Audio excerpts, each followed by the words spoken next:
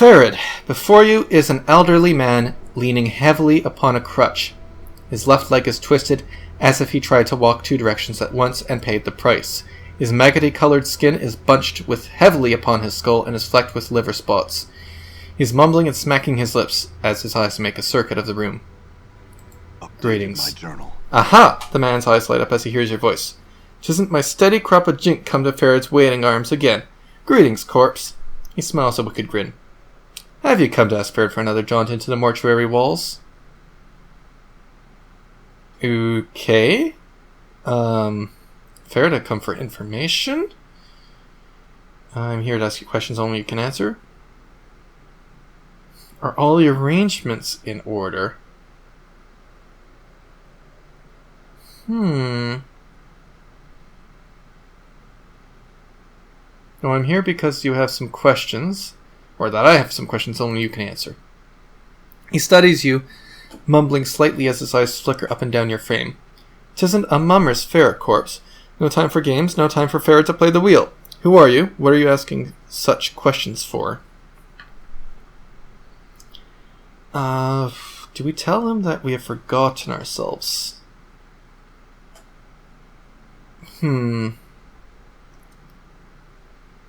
Well, I mean, this isn't really an answer to his question. Although I wish there was something more we can say. I think we're stuck telling the truth. I've forgotten myself, and I was told to seek you out. Eh? Pharod licks his lips. They make a rasping sound, like dry parchment on sand. Now, who told you such a thing, corpse? Well, no one told me to seek you out, exactly. There were these tattoos on my back, and they told me to seek you out, if ever I forgot myself. Ah, so little said, so much told. Pharod falls silent, and suddenly you have a feeling that Pharod is dissecting you, like a corpse on a mortuary slab. I know much you would know. Much, yes, much indeed. He smiles slowly, the folds of his flesh on his face peeling back like a curtain. What do you know of me? Pharod licks his lips, then settles himself upon his crutch like a vulture. No, not free, the question you ask. His pasty white hands tap the edge of his crutch. Much I can tell you, but the telling has a cost. Go on, Pharod. Pharod taps the flagstones with his crutch and sneers. This village is not all that lies buried beneath Bragpicker Square. Chambers, vaults, corridors, filled with the dead, all asleep in their coffins. Somewhere in those halls, somewhere there, lies something misplaced, something of mine. A small thing, a trinket, such a trifle. As Pharod speaks, his words start echoing, as if 2 people were speaking. You know you've heard them before, from your own lips. It's a sphere made of bronze, ugly, feels like an egg to the touch, and it smells of rotten custard. Am I right? Oh, okay. Pharod falls deathly silent for a moment, then nods. Yes. How much do you hide from me, corpse? He chuckles. Did you return to see if I remember what it is I want? Why don't you get one of your collectors to search for it? Because a corridors needs no more dead from this village. Pharod tisks. Strong, fast, clever. These are qualities my villagers do not have. They go below, they do not return. He glances at you. Perhaps the dead will welcome their own, That is what I think, corpse. Do you know...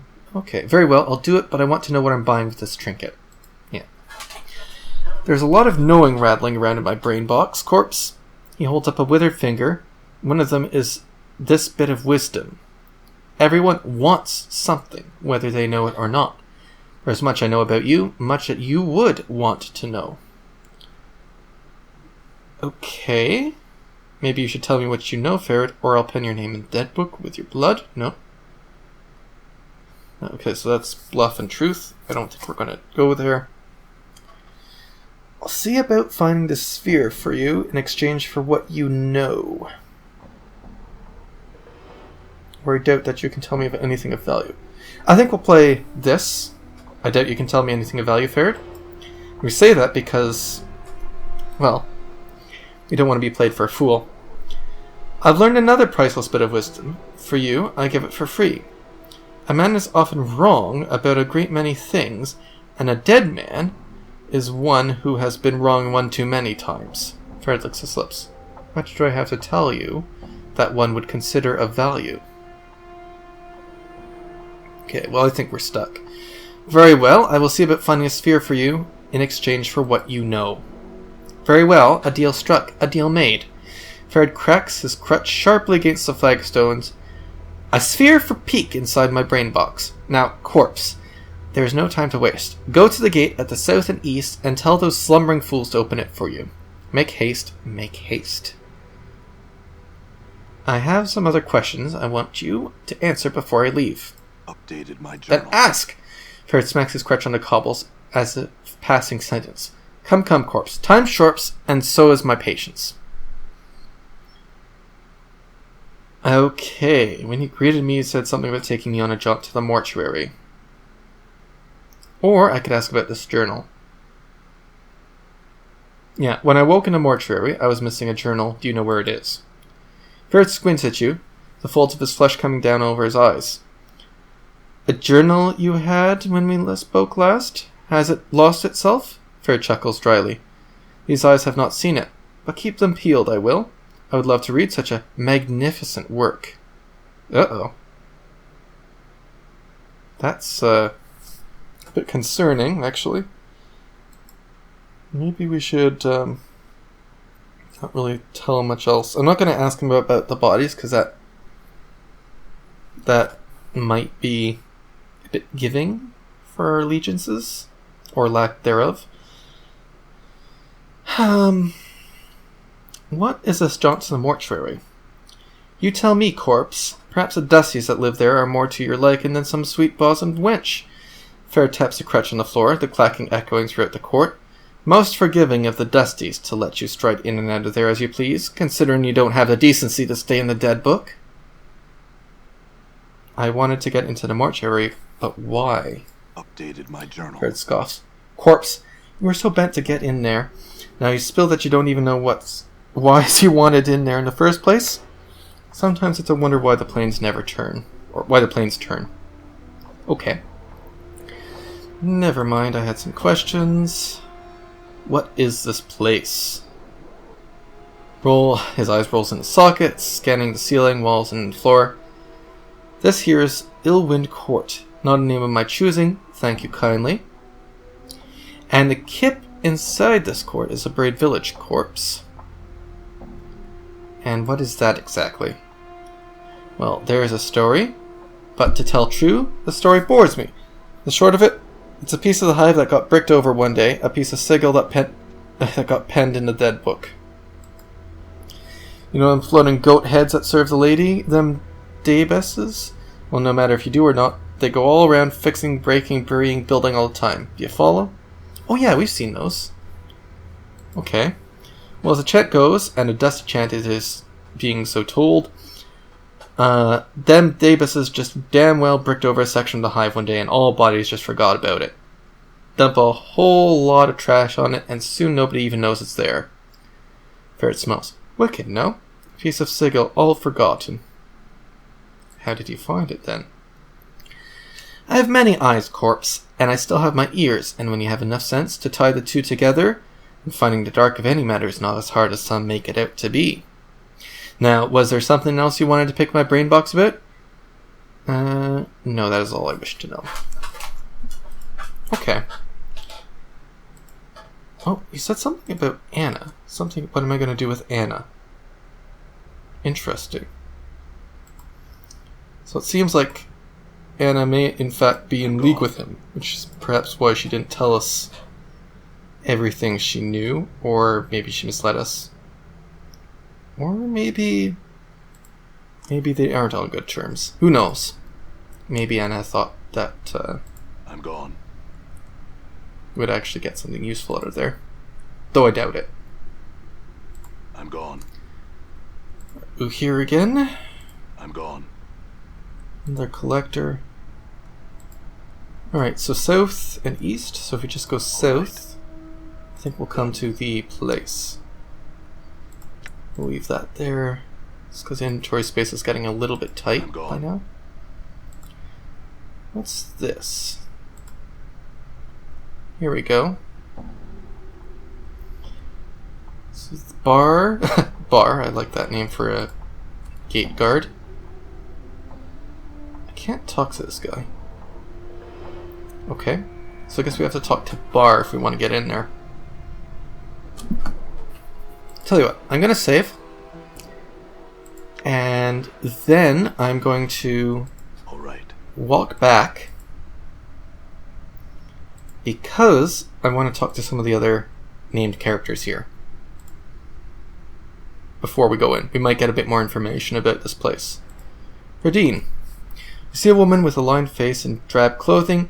Her eyes are far away and there seems to be new vitality rising up under her skin, as if she'd been given a new life. There is a pattern tattoo on around her neck. She starts when you speak to her. Eh? What do you want? I just wanted to ask you some questions. Mayhap I got answers for you, and mayhap I don't. Tell me about that tattoo. This squirmy thing? It's an identifying number. It's my number, give to my kind man who saw me cold without the protection numbers to back me up. Now I got it, and I'm happier than I ever been before. Okay, how does it work? Safety in numbers, and with safety comes warmth, and with warmth comes comfort. Numbers can do all for you, dearie, as long as you respect their power. Okay. And tell me about yourself. I got 2 names now, and I'll show you only one. I don't want you stealing the new one, hee hee. You can call me Radine, pet. And I'll hold this other name tight to myself, I will. Why do you have 2 names? Okay. Guess that's all we'll get from that one. How about Ulthera here? See an overweight older woman wearing tattered clothes. She seems to be wandering about aimlessly. Come to Ulthera, have you? What can I do for you? She examines you casually, and with her smile, smile broadens. Rarely does one such as you come to visit Ulthera. What you be needing? Well, what can you tell me about yourself? Have scars grown over your ears or made you deaf? She cocks her head to one side and begins to examine your ears. Bah, no matter. Ulthera be who I am. Ulthera the witch I be called. Are you a witch? Okay, this could be good actually, for spells. She lets loose a cackling laugh and it hurts your ears. Of course not, you Burke. Okay. Got my hopes up. Folks don't understand Ulthera. Think she's crazy, strange, a witch. That's all. Okay, so what are you doing here then? She divines things lost. Folk come to her and ask her questions. She finds the things that they ask her about. Oh, okay. I lost my name. Can you find it for me? She frowns at you for a moment, then holds out her withered hand. Your hand. Give it to Ulthera. I mean, yeah. I think Nameless One is skeptical, but he's going to give this a chance because, well, who knows? He's seen a lot of strange things recently. Reach out and take Ulthera's hand. For a moment, nothing happens.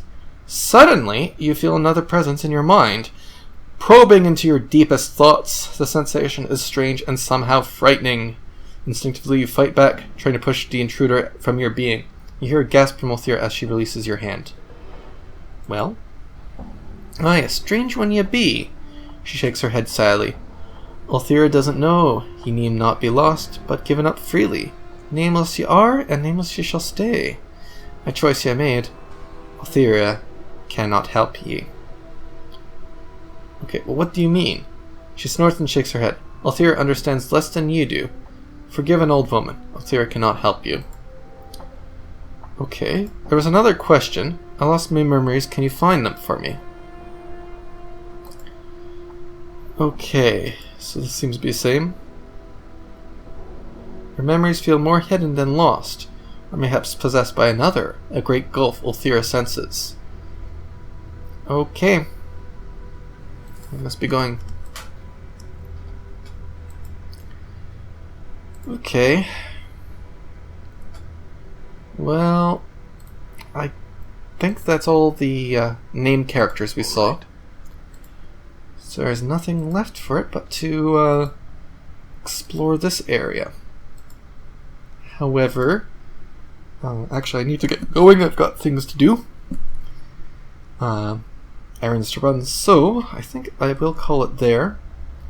Normally I'd like to go back to an inn, but it's actually quite far and I don't really feel like backtracking. So we'll do that off screen, or I'll just start here next time. In the meantime, everyone, please be well and take care of yourselves. Bye.